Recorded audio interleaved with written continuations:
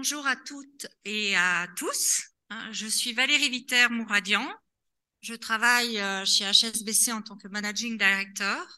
Mais aujourd'hui, j'ai l'honneur d'être devant vous au nom de Financiel, que je co-préside avec Martine Régnier. Je vais donc animer notre première table ronde Femmes, Pouvoir et Argent. Et je remercie vivement Nathalie et Tougap pour cette confiance. Avant de commencer, j'aimerais vous dire quelques mots de Financiel.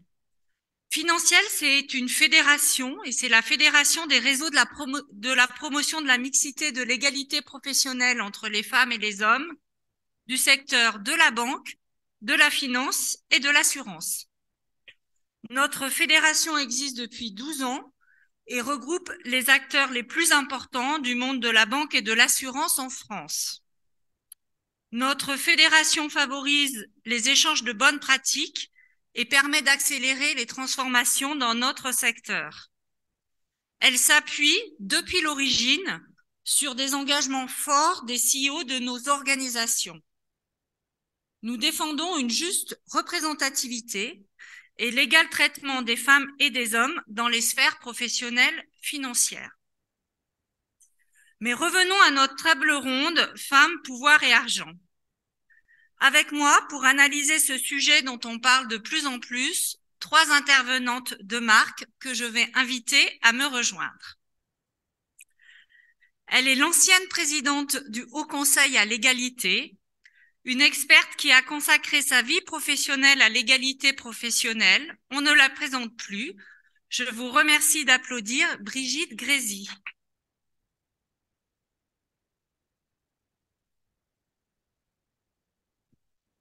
Alors, je vais présenter la deuxième intervenante, mais je ne suis pas sûre de l'avoir vue, donc sinon elle nous rejoindra un peu plus tard. Donc, elle est la directrice générale d'Albingia et cofondatrice de Sista, ce collectif qui s'est donné comme mission de réduire les inégalités de financement entre les femmes et les hommes entrepreneurs pour faire émerger une génération de leaders diversifiés. Merci d'accueillir Brigitte de Lasterie. Valentine. Voilà, c'est right on time. Merci pour ça. Enfin, elle travaille au sein de la banque BNP Paribas, où elle est responsable d'un projet visant à protéger les clients contre les violences économiques conjugales chez BNP Paribas Personal Finance. Venez me rejoindre, Paola Vieira. J'espère que je n'ai pas accroché votre nom. Donc, merci à toutes les 3 d'être avec nous. Pour commencer cette table ronde, j'aimerais rappeler que chez Financiel, on croit profondément à l'indépendance financière des femmes.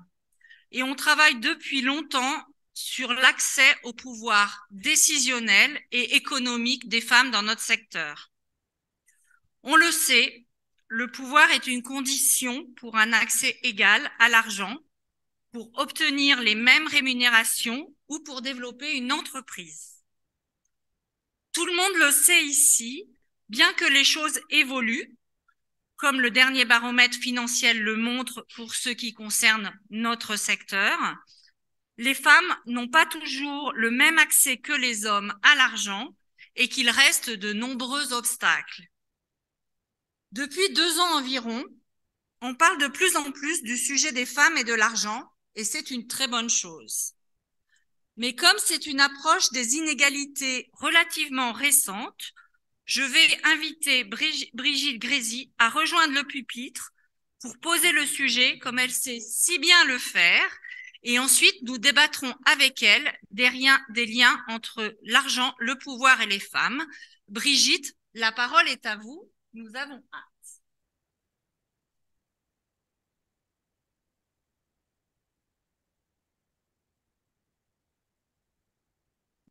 Bonjour à tous et à toutes. Alors effectivement, quand on dit femme, pouvoir et argent, on a envie de dire chercher l'intrus ou l'intruse. Et c'est évidemment le mot femme qui vient à l'esprit, plus encore pour femme et argent que pour femme au pouvoir et pouvoir. Ce fut pour moi le cas pendant plus de 20 ans. Et ce sont les travaux de Marie-Pierre Rixain, mais aussi de bon nombre de chercheuses qui finalement m'ont ouvert la voie. Et je suis loin d'être la seule. Sans doute en raison des relents natalistes des politiques familiales françaises, les chercheuses sur les droits des femmes ont pensé que l'émancipation économique des femmes, eh bien, elle se jouait avant tout dans la sphère professionnelle, sans se pencher sur les inégalités économiques produites par les rapports familiaux. Et le discours sur la famille, quant à lui, s'est focalisé sur l'évolution des modèles conjugaux et familiaux, et notamment des couples de même sexe. On a donc, à de multiples reprises, tenté de réduire les inégalités de rémunération entre les femmes et les hommes, mais bien peu de travaux ont été faits sur la façon dont l'argent est dépensé par les femmes, investi, reçu en héritage ou à la suite d'un divorce, fait l'objet d'impositions dans le couple, etc. Finalement, tout ce qui assure aux femmes leur survie économique dans tous les actes de la vie courante. Et ceci est d'autant plus dommageable qu'on est dans un contexte en pleine évolution. Vous savez que l'augmentation du nombre de divorces est quand même tout à fait à souligner, et donc des familles monoparentales dans un pays où 75% des femmes gagnent moins que leurs conjoints. Modification des arrangements familiaux avec la montée, évidemment, des contrats de séparation de biens. Les revenus des femmes vivant en couple sont en moyenne inférieurs de 42% à ceux de leurs conjoints, contre 9% entre femmes et hommes vivant seuls. Mais les résistances culturelles demeurent, et comme le montrent les travaux de la sociologue Jeanne Lazarus, l'argent fait toujours l'objet de soupçons. Il corrompt et souille les choses et les personnes qui l'achètent, et notamment la vertu des femmes, avec en arrière-plan l'image de la prostituée. Les liens entre femmes et argent dans les sociétés contemporaines héritent de ces soupçons d'impureté, d'incompétence et de dépendance qui se sont largement solidifiés au XIXe siècle au cours de la séparation entre le privé et le marchand, dit-elle. L'accès à l'argent n'a été possible pendant longtemps pour les femmes que par l'intermédiaire des hommes et les a condamnées aux échanges économico-sexuels depuis le mariage jusqu'à la prostitution. L'argent est donc une source conjuguée de libération et d'aliénation. Alors, examinons les différentes formes d'inégalité en matière d'argent, ce que j'appelle le sexisme financier, tant dans la sphère professionnelle que dans la sphère privée. 3 d'un côté, 7 de l'autre constituent ce que j'appelle les 10 nuances du sexisme financier, montrant encore une fois le caractère systémique des inégalités entre les femmes et les hommes. Premier sexisme, c'est le sexisme salarial. Pas de raison ici de rentrer dans le détail des écarts de rémunération, vous les connaissez par cœur. Juste 2 chiffres. Celui de l'écart résiduel inexpliqué, 7-9%, inexpliqué par des caractéristiques connues. Or, on les connaît. Eh bien, tout ce qu'il recouvre, cet écart, c'est le sexisme. Sexisme qui sévit non seulement dans les procédures formelles des carrières, où l'étalon, c'est le modèle de carrière masculin, mais aussi dans les procédures informelles, les réseaux, les stéréotypes de sexe, et y compris toutes les violences sexistes et sexuelles qui régissent trop souvent les relations interpersonnelles. Donc, ce sont des domaines qu'il faut analyser et dont il faut extraire les leviers créant ces inégalités. Deuxième chiffre des écarts de rémunération, celui qui concerne les différences de secteurs et de métiers entre les femmes et les hommes, autour de 10% également. Elles sont vécues souvent comme une sorte de fatalité, mais pas du tout. Cet écart s'explique par l'injuste évaluation des référentiels de compétences métiers, quand les qualités dites majoritairement féminines, c'est-à-dire liées au care, sont sous-évaluées ou naturalisées. La pandémie nous a montré le caractère essentiel de ces métiers. Accorder des primes, c'est bien, mais ça n'est pas du tout assez. Il faut qu'un nouveau travail de classification des métiers au niveau des branches soit engagé, de peser des compétences susceptibles de créer un nouveau système de valeurs, une nouvelle chaîne de valeurs et de rééquilibrer notre vision du monde fondée sur l'interdépendance des êtres humains entre eux et avec la nature. Deuxième sexisme, le sexisme bancaire, et je ne vais pas en dire un seul mot parce que je laisse évidemment Valentine en parler abondamment. Troisième sexisme, c'est le sexisme des retraites. Et bien évidemment, concernant essentiellement les avantages familiaux qui me semblent totalement insuffisants. En 2003, les femmes fonctionnaires se sont vues retirer 6 mois de majoration de durée d'assurance et personne n'a rien dit. Pour le régime, 6 mois par enfant. Pour le régime général, et pour être évidemment en conformité avec la jurisprudence européenne, les femmes bénéficient d'1 an pour interruption pour congé de maternité et 1 an à partager avec le père comme congé d'éducation. Mais il faut noter que les projections du comité d'orientation des retraites prennent évidemment en compte le rapprochement inexorable des courbes d'emploi entre les femmes et les hommes sur le marché du travail. Mais à part les interruptions de carrière, on n'inscrit pas jamais dans les analyses les compensations de temps pour le travail invisible et gratuit des femmes, même à temps plein.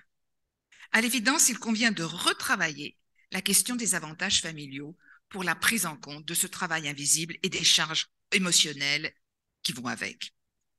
De même, la pension de réversion, qui permet de toucher une partie de la retraite de son mari lors de son décès, c'est une bonne alternative.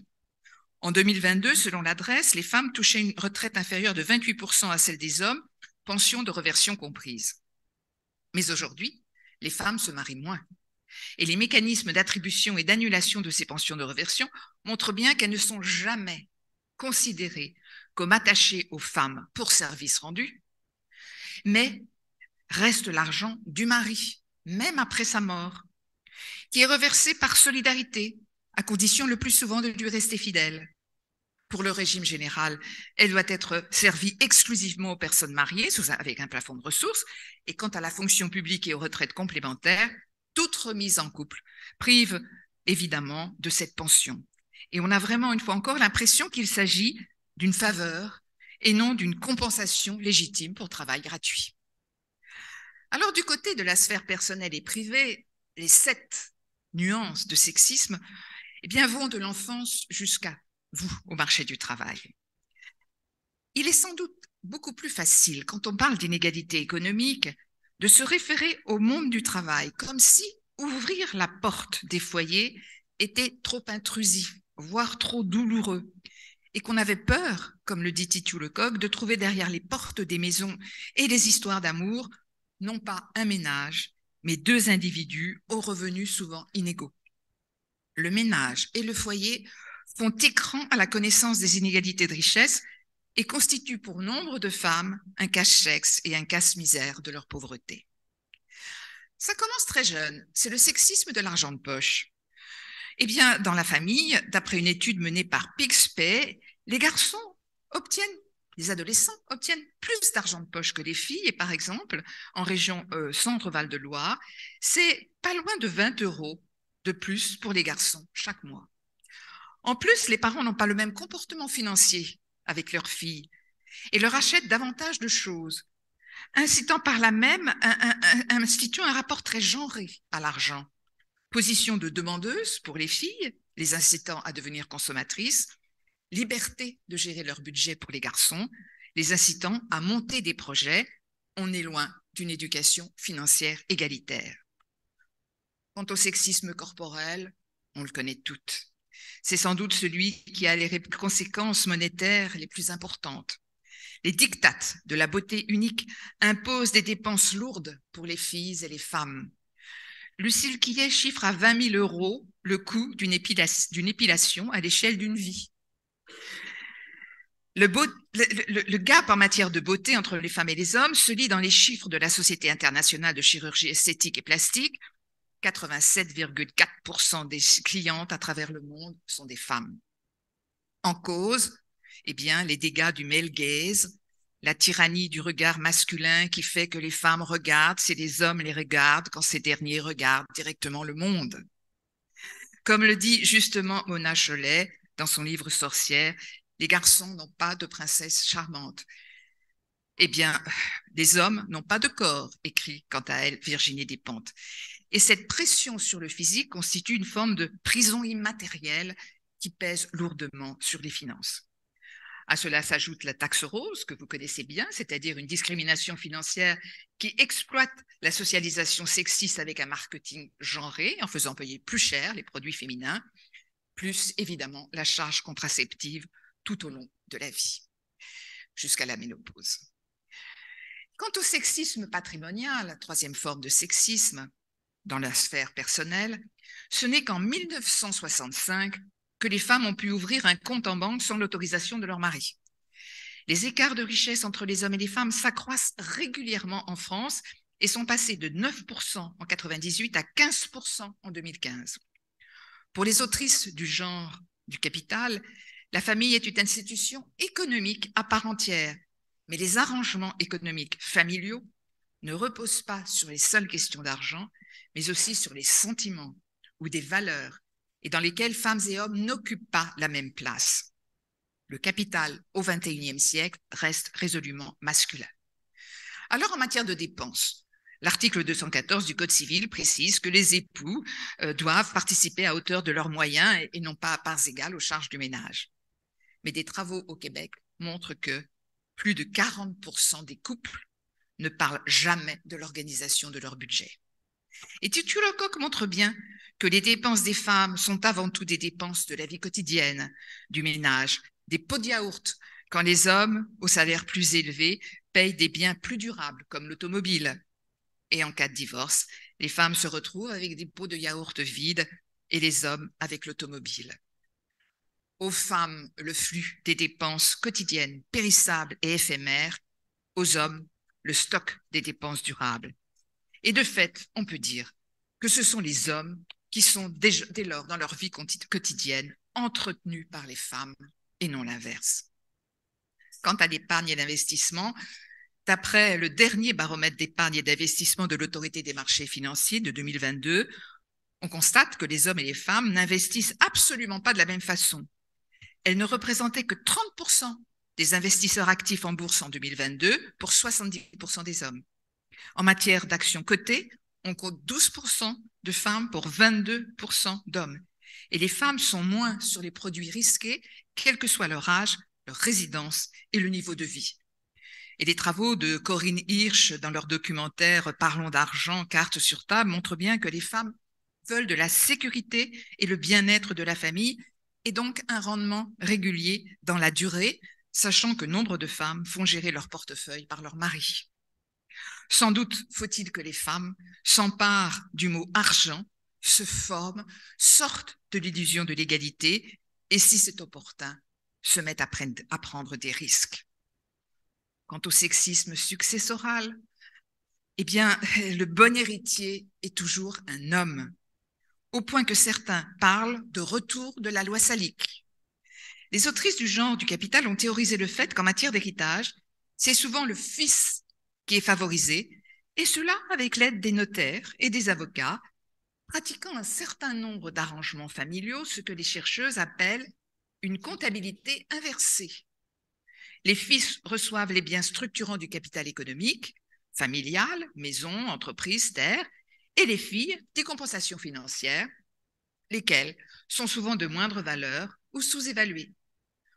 Aujourd'hui, le Code civil, dans son article 825, dispose que l'égalité dans le partage est une égalité en valeur, permettant comme ça de perpétuer ces mauvais arrangements familiaux. Il importe de rajouter en valeur et en nature, et c'est ce que la nouvelle PPL Rixain doit introduire désormais dans les nouvelles dispositions législatives. Quant au sexisme du divorce et de la séparation, c'est là où la partition hétérosexuelle et les différences de capitalisation se révèlent au grand jour. L'INSEE nous montre ainsi que les femmes perdent 20% de leur niveau de vie contre 3% des hommes. Cela pour les hommes. Cela semble d'autant plus injuste que, comme le dit très bien Lucille Quillet, la valeur du travail gratuit ne se définit pas que par le potentiel revenu qu'il aurait pu générer, mais aussi par l'opportunité qu'il crée pour ses bénéficiaires invisibles, c'est-à-dire en général les conjoints. Alors, les prestations compensatoires qui sont destinées à effacer des déséquilibres financiers causés par le divorce, et donc seulement pour les couples mariés, peuvent-elles compenser ce déséquilibre? Là encore, joue le principe de la compensation inversée. On regarde ce que le plus riche des conjoints, l'homme, le plus souvent possède, en tentant de ne pas abîmer son patrimoine et sa capitalisation à long terme, et en miroir, ce dont le moins fortuné des conjoints, c'est-à-dire la femme, peut se contenter. Et plus encore, depuis la loi du 30 juin 2020, le régime fiscal de la prestation compensatoire opère des distinctions au profit du débiteur, selon, évidemment, que les versements sont effectués avant ou après les 12 mois de la date du jugement ou sous forme de rente. Évidemment, il s'agit de faire en sorte que les bénéficiaires ne soient plus imposables sur ces prestations compensatoires, chose que demande encore une fois la nouvelle PPL Rixain sur l'égalité fiscale. Quant au sexisme fiscal, dans ses rapports sur la fiscalité française, l'OCDE indique que l'imposition commune d'un foyer tend à amoindrir l'incitation à travailler du conjoint ayant les revenus les plus faibles, qui se trouve être une femme dans 78% des cas. Prenons la première composante, l'impôt sur le revenu. Il est prélevé à la source sur les revenus de chaque membre du couple, selon un taux dit personnalisé par défaut. L'administration fiscale calcule un taux de prélèvement par foyer fiscal en prenant en compte l'ensemble des revenus et charges qu'elle applique pareillement à chacun des conjoints, indistinctement de leurs différents revenus. En revanche, il est possible de recourir à un taux de prélèvement dit individualisé qui prend en compte les écarts de revenus entre conjoints. La chose à faire et demander, c'est que ce soit le taux individualisé qui soit immédiatement imposé par défaut. Et là, encore une fois, c'est ce que la nouvelle PPL Rixain demande, qu'il y ait pour l'impôt sur le revenu, la retenue à la source, un taux individualisé par défaut. Mais reste le quotient conjugal. Très favorable aux hommes lorsque le deuxième apporteur de revenus dispose d'un revenu faible. Les 15% des ménages les plus aisés reçoivent 40% des gains en raison de la progressivité de l'impôt sur le revenu, alors que les 50% les plus modestes en captent 20%. L'imposition commune augmente le taux marginal d'imposition du conjoint ayant les revenus les plus faibles de 6 points, alors qu'elle diminue de 13 points celui du conjoint ayant les revenus les plus élevés en moyenne. Il s'ensuit des arbitrages pour le couple en défaveur du travail des femmes. D'où l'importance de travailler sur la justice fiscale en réinterrogeant la vision familialiste de ce quotient conjugal. Faut-il le supprimer? Sans doute pas, car ce serait des conséquences néfastes sur les ménages les plus modestes, d'après Hélène Périvier. Mais sans doute faut-il le plafonner, comme pour les enfants dans le quotient familial, et ceci rapporterait 3 milliards d'euros à l'État. Enfin, et j'en arrête là, le dernier sexisme, c'est le sexisme social, le sexisme des aides sociales, et je ne vais pas du tout développer ce point, puisque c'est une forme de sexisme que notre Assemblée connaît moins. Il est clair que nombre de règles et calculs réalisés par les services de l'État s'appuient encore sur le principe de solidarité conjugale, ainsi que sur une vision patriarcale de la famille, privant autant de personnes de leurs ressources personnelles en renforçant la dépendance au foyer, à commencer par les femmes. C'est le cas du revenu de solidarité active, de la prime d'activité et de l'allocation de soutien familial. Alors, en gros, aujourd'hui, on peut le dire, les femmes gagnent moins en salaire, elles accumulent moins de patrimoine, elles héritent moins, elles épargnent moins, elles investissent moins. Et pourtant, elles sont puissantes. Vous êtes puissante. Pour l'historienne Michèle Perrault, la féminité, c'est le don. Pour la sociologue Christine Delphi, plus qu'un don, le travail ménager est perçu comme un dû, d'où ce terme de sexage pour parler de cette exploitation des femmes par les hommes pour le travail domestique et parental. De plus, ce hiatus entre la réalité des couples et la manière dont l'État imagine qu'ils fonctionnent entraîne un appauvrissement des femmes qui va aller en empirant si rien n'est fait. Pour conjuguer femmes, pouvoir et argent et prendre toute sa place dans la société, il faut donc combiner l'égalité professionnelle et économique. Cela a un double impact. Premièrement, ça nous permet, nous, les femmes, de marcher sur nos deux pieds et de ne pas considérer que notre salaire ou notre pouvoir, eh bien, c'est une forme de don qu'on donne à la société, mais c'est un dû. Et par ailleurs, ça permet de construire une autre chaîne de valeurs dans la société en jouxtant ces deux sphères qui sont absolument indéfectiblement liées entre elles. Alors, et pour finir, peut-on parler aujourd'hui de quatrième révolution, c'est-à-dire la révolution de l'égalité juridique et de l'émancipation économique? En tout cas, avec tous ces éléments que je vous ai listés, c'est à pas moins de 10 modifications législatives que nous pouvons être conviés ici. Et c'était à cette prise de conscience que visait cette intervention. Je vous remercie.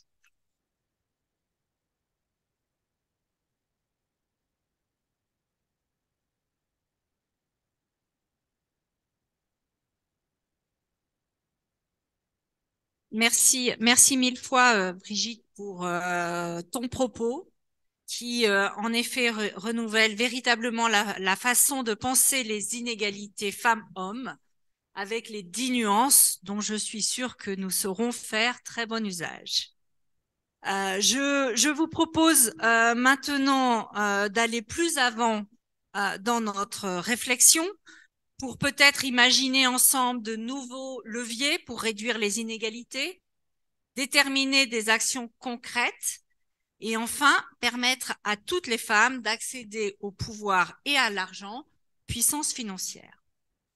Donc, je me tourne maintenant vers Paola pour rebondir sur un sujet dont on a évoqué le propos dans les 10 nuances, qui est le sujet des violences économiques qui frappent les femmes. Donc, j'aimerais vous faire réagir par rapport au sujet des violences économiques, puisque c'est le projet et le sujet que vous traitez au quotidien. Merci Valérie. Alors, je vous propose, donc, pardon, je m'appelle donc Paola Vieira et je travaille au sein de BNP Paribas Personal Finance et je suis responsable d'un projet qui vise à protéger nos clients contre les violences économiques conjugales. Alors, que sont les violences économiques conjugales? C'est une manifestation méconnue des violences conjugales. On connaît plus les violences physiques, les violences psychologiques, voire les violences sexuelles, mais les violences économiques, c'est encore un terme qu'on connaît peu. La violence économique, c'est une privation des ressources financières ou un maintien dans la dépendance. Avec cette définition, on comprend que ces violences peuvent être très fréquentes et qu'elles peuvent s'exercer à travers, notamment à travers des moyens financiers. Je vais vous donner quelques exemples de violences économiques. Une qui est classique et qui est ancienne, dont Madame Grésy a parlé, l'interdiction de travailler ou l'interdiction d'ouvrir un compte en banque. C'est un héritage du passé, puisque les femmes ont dû attendre jusqu'en 1965 pour avoir ces deux droits. Donc, on a aussi un héritage patriarcal, c'est notre société. Il y a des violences qui sont des violences économiques aujourd'hui qui ne l'étaient pas il y a quelques décennies. Donc, c'est tout récent au final.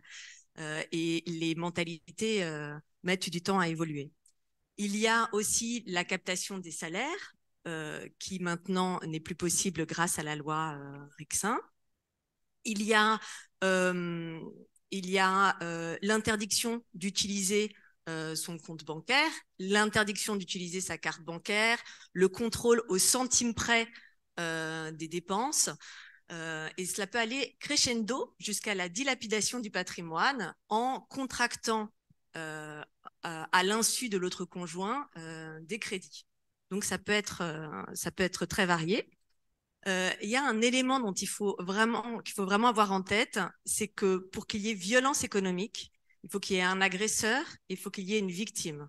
Donc, et l'agresseur peut être le conjoint et la victime l'autre conjoint. Et on a du mal à l'intérioriser puisque ce sont des violences que l'on connaît encore trop peu. Alors, vous allez peut-être me demander si ces violences sont fréquentes.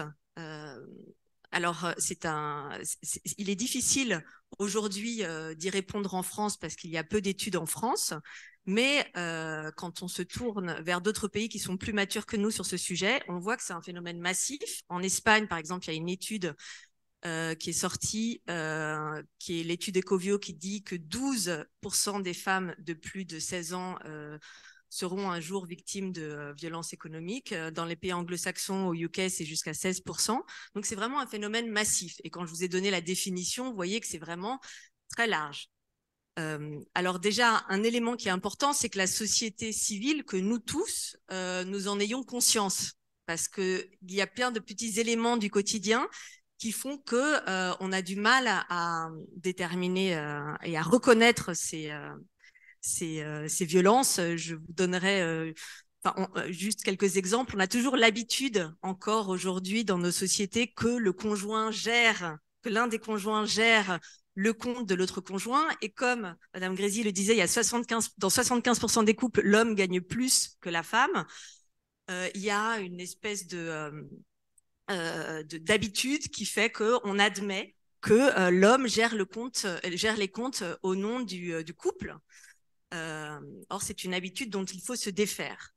Voilà. Donc, que peut faire la banque et qu'est-ce qu'on peut faire pour lutter contre ces violences économiques qui sont massives, qui empêchent les femmes de partir de chez elles, parce que on ne peut pas partir. Les femmes victimes de violences conjugales classiques sont également très souvent victimes de violences économiques. Il y a des études qui disent que entre 80 et 90% des femmes qui sont victimes de violences classiques, les violences physiques ou sexuelles, voire psychologiques dont on parlait tout à l'heure, sont également victimes de violences économiques. Donc, c'est difficile de partir de chez soi quand on n'a pas l'indépendance financière. Il y a un autre élément aussi, c'est que cette violence existe souvent au moment de la séparation, sans même violence physique ou psychologique. Donc, il faut vraiment s'armer pour lutter contre ces violences économiques. Donc, le premier élément qui doit nous aider, c'est une formation des professionnels. Donc, vous voyez bien que les violences économiques, elles sont très diffuses. Elles peuvent s'exercer à travers des moyens bancaires, mais pas que. Mais l'argent étant le nerf de la guerre, ça passe très souvent par un compte en banque. Donc, un des moyens de lutter contre ces violences économiques, c'est de faire en sorte que les professionnels soient sensibilisés à cette notion de violence économique, puisque si la société ne connaît pas encore bien ce sujet, les professionnels non plus. Donc, il y a un vrai travail de formation que nous sommes en train d'initier au sein du groupe BNP Paribas. Il y a un sujet de sensibilisation des clients aux droits et aux devoirs de chacun. Je suis convaincue que rien que le fait d'expliquer aux conjoints quels sont ses droits et ses devoirs contribuera à réduire sensiblement les violences économiques. Donc ça, c'est un élément très important. Je vous donne un exemple. L'usurpation d'identité entre conjoints.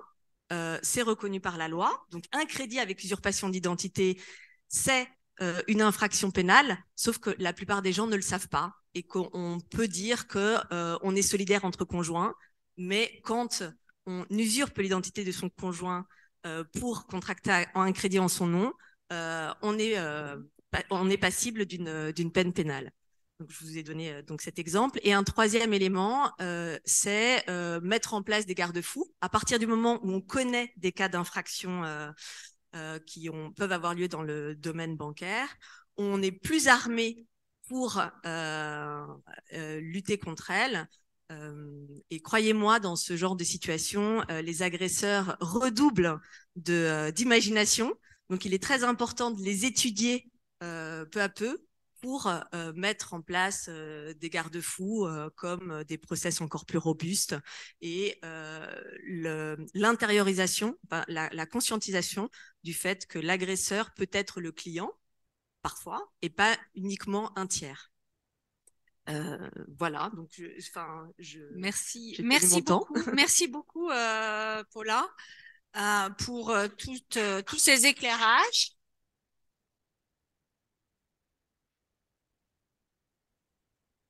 Donc, je me tourne vers vous maintenant, Valentine, je ne me trompe pas cette fois-ci, pour vous faire réagir aux propos à la fois de Madame Grésy, à la fois ce qu'on vient d'entendre, qui quelque part dénonce différentes formes de sexisme, comme source principale des inégalités. Donc, expliquez-nous comment chez Sista, vous vous occupez de traquer ce sexisme, notamment dans les levées de fonds des femmes. Merci beaucoup. Bonjour à toutes, bonjour monsieur. Je crois que... Non, voilà, pardon, excusez-moi. Bonjour messieurs. C'est un plaisir d'être ici un lundi. Bien sûr, ça nous rappelle un petit peu tout le travail de la semaine. Avant de vous parler de Sista, je voudrais juste revenir sur ce que vous disiez sur les violences économiques. Je voudrais en rajouter une, puisque je crois comprendre que nous sommes un public de gens de l'entreprise, donc de chefs d'entreprise, hein, ce qui est mon cas. Une autre violence économique aujourd'hui, c'est le télétravail. Puisque je voudrais tout de même rappeler que les femmes et les hommes ne sont absolument pas logés à la même enseigne sur le sujet, que les études que nous voyons sur les pays qui ont plus d'avance que nous sur cette pratique rappellent une évidence, à savoir que nous ne savons déjà pas évaluer correctement les gens sur place. Alors vous imaginez, quand ils ne sont pas là, nous ne savons pas évaluer les gens à distance. Les femmes sont plus demandeuses que les hommes. Les femmes notamment qui ont les salaires les moins élevés, qui ont les temps de trajet les plus longs et qui n'ont pas les moyens de se faire aider chez elles sont celles qui sont le plus demandeuses. Vous imaginez bien ce que ça donne. Ça donne des entreprises à deux vitesses. Aujourd'hui, les États-Unis et les associations féministes américaines alertent sur le sujet en disant que les minorités, comprendre les femmes et les personnes racisées, sont injustement traitées dans le cadre du travail à distance. Elles en bénéficient le plus. Elles ont donc moins d'augmentation, donc moins de promotion, etc., etc. Non pas dans une envie des entreprises de discriminer, soyons très clairs, mais à cause de ce sur lequel je reviendrai, les fameux biais cognitifs qui nous empêchent d'évaluer correctement les deux populations. Et pardonnez-moi, je termine. Je vous rappelle également qu'une étude vient de démontrer que les hommes et les femmes profitent très différemment du télétravail, puisque les hommes se recentrent sur les tâches valorisées, à savoir les enfants, bien sûr, ces messieurs, ces héros, et également les loisirs, là où les femmes réinvestissent le temps gagné dans les tâches ménagères. Voilà. Ce qui est très bien, c'est qu'on était déjà très en retard. Mais comme c'était la conclusion et la dernière partie, désolée. Finalement, on a fait la dernière partie non, mais avant.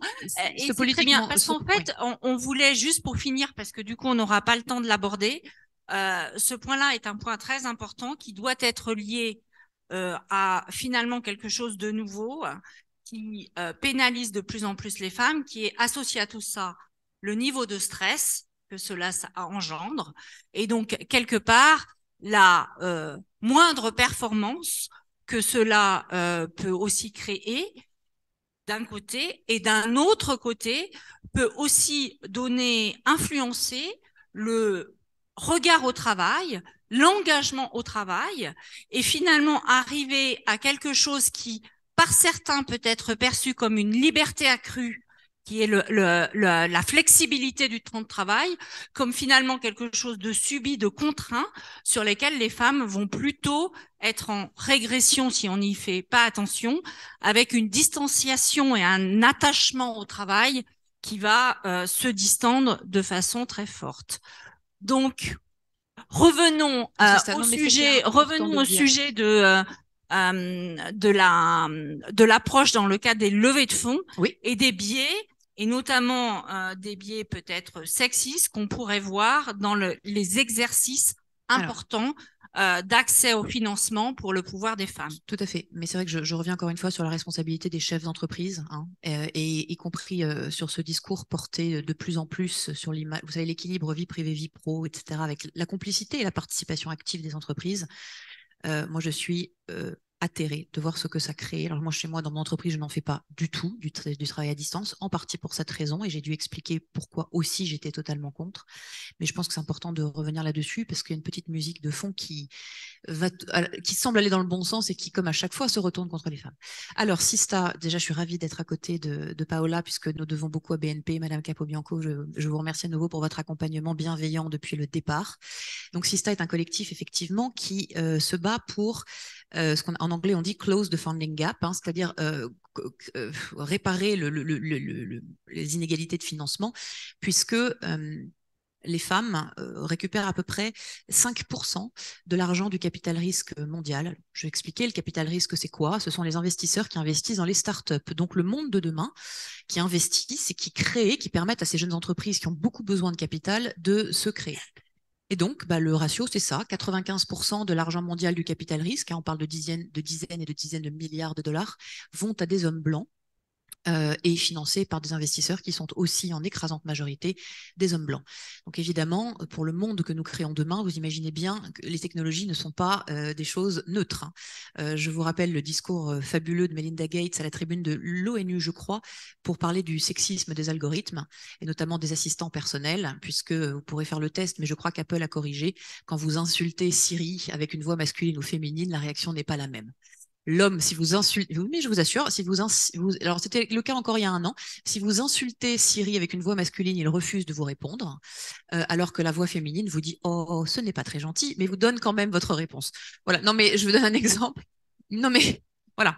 Donc, je prends ce petit exemple par le petit bout de la lorgnette, mais il est bien évident que ça a des enjeux majeurs sur l'intelligence artificielle, ça a des enjeux majeurs sur la surveillance aussi. Hein. L'intelligence artificielle travaille également sur les images de surveillance. Hein. Bref, ça a des biais racistes, ça a des biais sexistes. Enfin, on sait tous que c'est un problème. Et donc, nous nous sommes intéressés à cette question-là à travers le biais, justement à travers le prisme des biais cognitifs, c'est-à-dire qu'est-ce qui nous rend sexistes. Je suis sexiste, vous êtes sexiste, nous le sommes tous, femmes et hommes de la même manière, puisque nous avons été conditionnés à traiter différemment les femmes et les hommes. Et dans le cadre des investissements, on s'est dit, mais pourquoi 85 versus 5 ? Alors que les fondatrices de start-up représentent à peu près 15%, 15 à 20% en fonction des pays des fondateurs. On voit que c'est étonnant tout de même. Pourquoi ce différentiel ? On a commandité avec le BCG une étude, on a vu que les femmes avaient 30% de chances en moins de lever des fonds. Alors on s'est dit quand même pourquoi. Et là, les Américains nous ont répondu, puisqu'il y a des études à ne plus savoir où les mettre sur le fonctionnement des biais cognitifs dans l'investissement. Par exemple, à projet égal, donc monsieur, ça tombe sur vous, désolé, monsieur en face de moi pitch un projet de start-up à des investisseurs hommes ou femmes, c'est pareil. C'est pareil. Son projet, à CV égal, nous avons le même CV, le même pitch, préféreront la voix de monsieur à la mienne. Ça laisse songeur. La voix de monsieur, même sans le visuel, la voix de monsieur est considérée comme plus fiable et plus sérieuse que ma voix à moi. Donc, nous n'avons déjà pas, du fait de la voix, les mêmes chances d'accès à l'investissement. Mon physique ne joue pas non plus comme le physique de monsieur. Enfin, je pourrais égrener encore et encore et encore. Donc, je suis technicienne, je suis diplômée de Polytechnique, monsieur est diplômé de Polytechnique, non, ce n'est pas le cas, imaginons. Eh bien, mon CV va être jugé comme moins si fiable que le sien. Mes compétences techniques vont faire l'objet de plus de questionnements, alors même que nous avons exactement le même CV, etc., etc. Donc, nous avons pris notre petit bâton de pèlerin, nous sommes allés voir tous les fonds d'investissement de la place. S'il y en a parmi vous, nous vous avons harcelé. Je ne m'en excuserai pas, merci à vous de l'avoir pris avec le sourire, pour tenter de leur parler de ces biais et d'essayer de mettre en place des process. Ces biais, quand vous en avez conscience, malheureusement, ça ne change strictement rien à votre capacité à les remettre en question. Vous le savez, vous continuez à agir de la même manière. La seule chose qui vous permet réellement de changer d'attitude, c'est de mettre en place des process. Donc déjà, de poser aux hommes et aux femmes les mêmes questions pendant les pitchs. On s'est rendu compte que quand une femme présente un projet, on lui demande de parler des risques d'échec. Hein, alors que quand un homme présente un projet, on lui demande de parler du potentiel de son projet. Or, il a été démontré qu'en fonction des questions posées, évidemment, l'outcome, hein, votre capacité à dire oui, ok, j'investis n'est pas la même. Si on a parlé pendant 15 minutes de comment vous alliez vous planter, je vais avoir moins envie d'investir que si pendant 15 minutes vous avez raconté comment vous allez me rendre riche. Ça paraît clair à peu près à tout le monde. Donc on les a orientés sur un certain nombre de bonnes pratiques. Et au bout de maintenant 4 ans bientôt, les résultats que nous avons ne sont pas si encourageants que ça, pour être tout à fait honnête. La seule chose qui a positivement évolué, c'est que nous avons plus de femmes entrepreneurs qu'avant. Et ça, c'est déjà absolument énorme.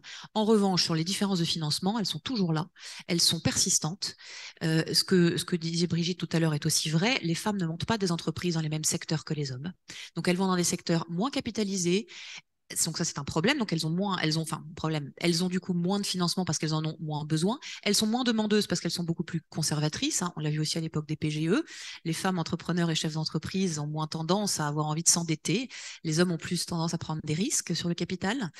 Et donc, ça crée aujourd'hui un monde qui est sincèrement préoccupant, puisque si on voit un tout petit peu les courbes augmenter, en tout cas en termes de financement, elles ne bougent pas beaucoup. Je peux en parler des heures, hein, donc vous me dites. Hein, non, mais très bien, très très bien. Je pense que on peut quand même applaudir Valentine.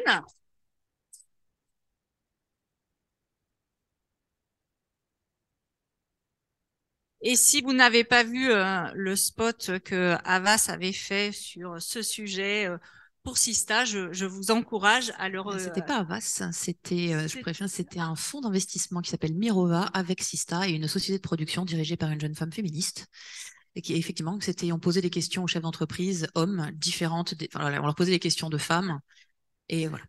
Donc c'est souvent une très très bonne façon de prendre conscience. Donc comme il nous reste relativement peu de temps, ça me permet de vous encourager, une fois qu'il sera public, à lire le livre blanc dans la contribution sur ce sujet, puisque nous n'avons pas eu le temps d'aller autant en profondeur qu'on l'aurait souhaité. Je voulais simplement, pour terminer, reprendre quelque chose qui alimente le sujet de la chaîne de valeur dont Brigitte a parlé tout à l'heure. Et, il nous semble, sur ce sujet comme sur plein d'autres sujets, que d'une manière générale, ce qu'il faut aussi pour pouvoir correctement adresser les enjeux et en prendre conscience, c'est aussi arriver à les mesurer.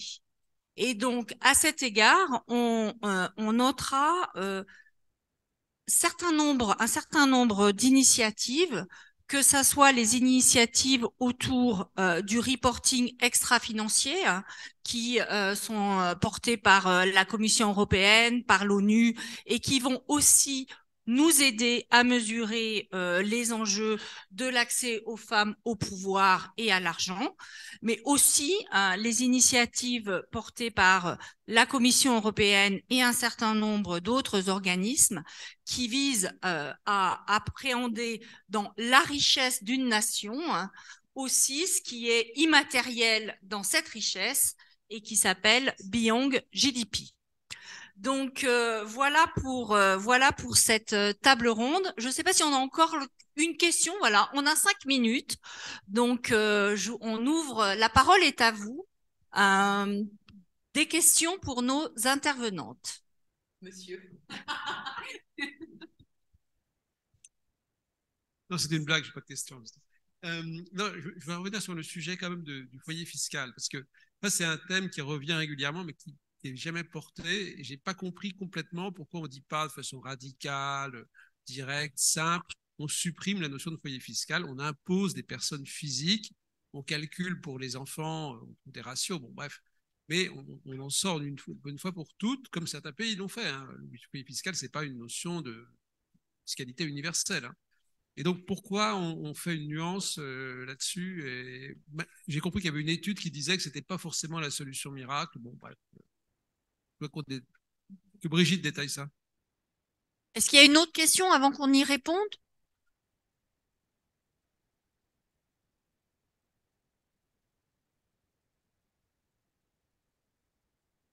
Bonjour, une question pour Madame Vieira peut-être. Le projet de lutte contre les violences économiques est-ce qu'il a mûri au sein de la BNP à partir de cas que vous avez pu observer en interne ou alors par une prise de conscience externe sur ces sujets?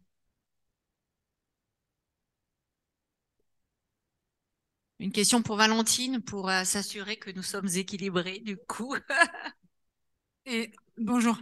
Et j'ai une autre question, peut-être vous les prenez toutes en même temps. Et alors d'abord bravo et merci beaucoup à chacune de vous.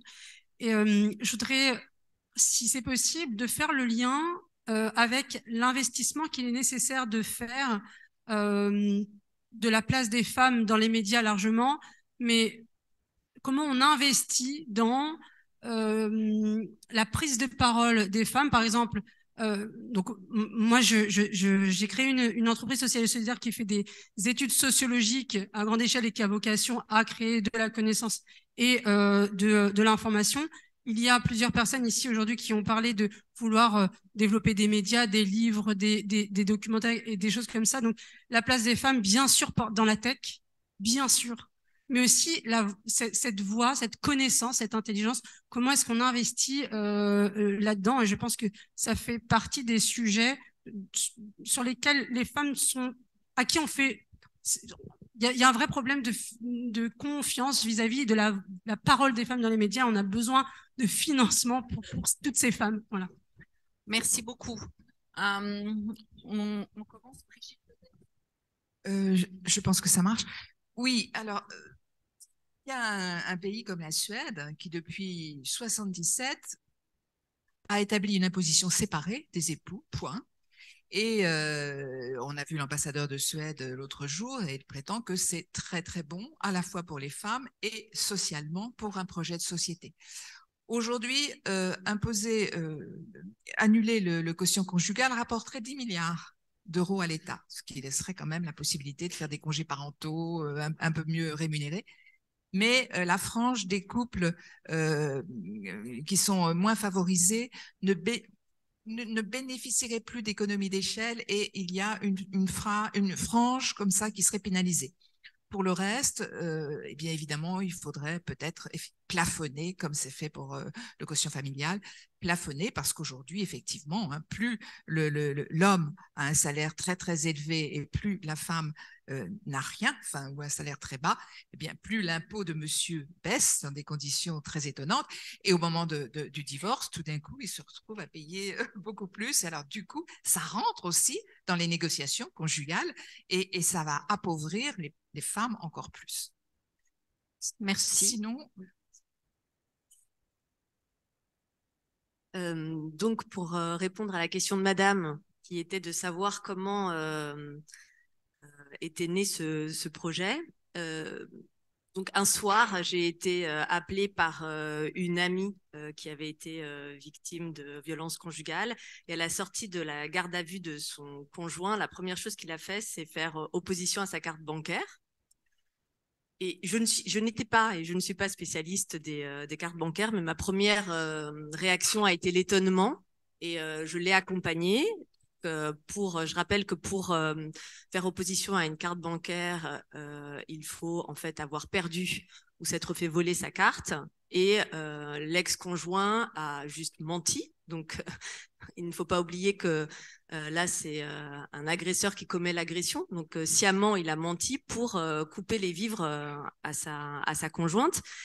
Et à la suite de cela, je suis allée voir des associations et les associations elles-mêmes m'ont appelée pour me demander de l'aide parce que je travaillais dans la profession bancaire pour me demander de l'aide sur certains cas qu'elles n'arrivaient pas à résoudre.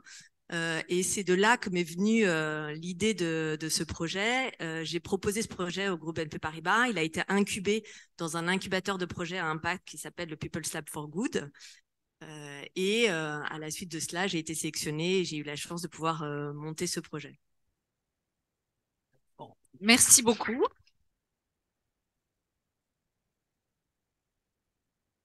On ne veut pas échapper à la dernière question, mais on vous propose de la traiter lors du cocktail si elle n'a pas été traitée précédemment. On va essayer de respecter l'horaire, sauf si en une minute. Nathalie nous donne quelques minutes de plus. Madame, je peux vous répondre, mais votre question, le problème des médias, excusez-moi, c'est que c'est très peu rentable. Donc forcément, les investisseurs, parce que la question, c'est pourquoi on ne parle que de la tech, c'est parce que c'est là où va l'argent, c'est là où il y a du bénéfice. Les investisseurs sont des gens qui font ça pour le travail. Tant que les médias resteront si peu rentables, c'est vrai que vous aurez moins d'investisseurs qu'ailleurs. Et par ailleurs, j'entends tout à fait votre frustration, je l'entends. Hein. Moi, à l'origine, j'ai commencé ma carrière dans les médias, j'étais moi-même investisseur dans un média, donc je ne peux pas vous dire que j'aime pas le secteur, je l'adore. Mais on est aussi quand même en France où les médias sont ultra subventionnés. Mais ultra subventionnés. Donc, si vous voulez, j'entends. Mais c'est vrai que je ne sais pas trop comment vous répondre au-delà de ça, en disant que ça reste quand même une industrie qui arrive à fonctionner sur deniers publics avec le fonds Google de manière relativement diverse et correcte, même si ça reste tout à fait insuffisant, je l'entends tout à fait et je suis d'accord, je partage. Peut-être une question rapidement, puisque nous sommes minutés, à Madame Lastéry. Merci infiniment pour votre témoignage. Voilà, de façon générale, et puis votre travail sur les biais cognitifs. Moi, j'aimerais une question sur le travail de Sista, qui est un travail très structurant. Est-ce que vous pourriez revenir justement sur toutes les actions que vous faites en termes de financement, d'accompagnement, et puis potentiellement, vous avez beaucoup d'investisseurs dans la salle. Comment est-ce que vous valorisez les startups que vous poussez ? Merci. Alors, Sista, c'est un collectif. Hein, donc, on est plusieurs centaines de femmes à travailler sur Sista. Le le point de départ, c'était de se dire, encore une fois, on va pas faire d'idéologie, on va regarder ce qui marche et on va mesurer. Donc c'est vrai que c'était un parti pris qui était très américain. J'en prends ma part pour le coup, parce que quand j'ai rencontré Tatiana et Céline, on a chacune évidemment tout apporté notre vision et notre regard. Et pour moi, il était important de faire du quantitative feminism, hein, comme on dit aux États-Unis. Donc ça, c'était le point de départ. Dans l'accompagnement, on a des cohortes de femmes entrepreneurs qui s'appellent les Sista entrepreneurs, qu'on accompagne de manière dédiée, qu'on aide dans la levée de fonds, pas seulement au travers de mise en relation, puisqu'on a aussi des dizaines et des dizaines de fonds partenaires. Donc on leur fournit un pipeline qualifié, mais aussi on est dans les femmes justement à prendre conscience de ces biais cognitifs. Il ne s'agit pas de les nier et à les aider au mieux possible à les dépasser, en sachant qu'on est très attentive à la notion d'empowerment. C'est-à-dire que moi, à titre personnel, je ne m'exprime qu'en mon nom, hein, soyons clairs, je refuse d'expliquer à une femme qu'elle est responsable des discriminations dont elle est l'objet. Voilà. Donc c'est toujours évidemment une ligne de crête difficile à tenir, puisque d'un côté il faut en avoir conscience, essayer d'ajuster son attitude, mais l'idée, l'espèce de coaching perso, de dire bah voilà, si tu changes ton attitude, alors ça va se modifier. On sait, vous et moi, que ça n'est pas vrai, et c'est pour ça que le principe de Sista du départ était d'abord de travailler sur les biais cognitifs de l'écosystème, de manière à ce que les femmes déjà trouvent un environnement plus serein. Donc on essaie maintenant d'attaquer le problème par de nombreux angles, sous le biais Sista Entrepreneur, sur le biais Sista Allies, qui sont donc nos investisseurs, sur le biais Corporate à travers cette fameuse vidéo pour essayer d'alerter aussi sur l'esprit différent dans lequel évoluent les hommes et les femmes dirigeantes. Et je pense qu'on va travailler de plus en plus sur le corporate, puisque à la faveur de la loi Rixin, moi je vois aussi beaucoup d'hommes, chefs d'entreprise, désarmés face au sujet en fait. Ils ne savent même pas par quel bout le prendre. Ça, c'est une réalité. Et ils sont en difficulté. Donc, on essaie d'intervenir à travers ces différents angles-là, en sachant que vous en êtes toutes et tous la démonstration. C'est un sujet complexe sur lequel nous avons toutes et tous besoin de s'allier pour y répondre au mieux. Les réseaux, dans ce contexte français, pour aider un dirigeant mise en œuvre de la prise de conscience. Merci beaucoup.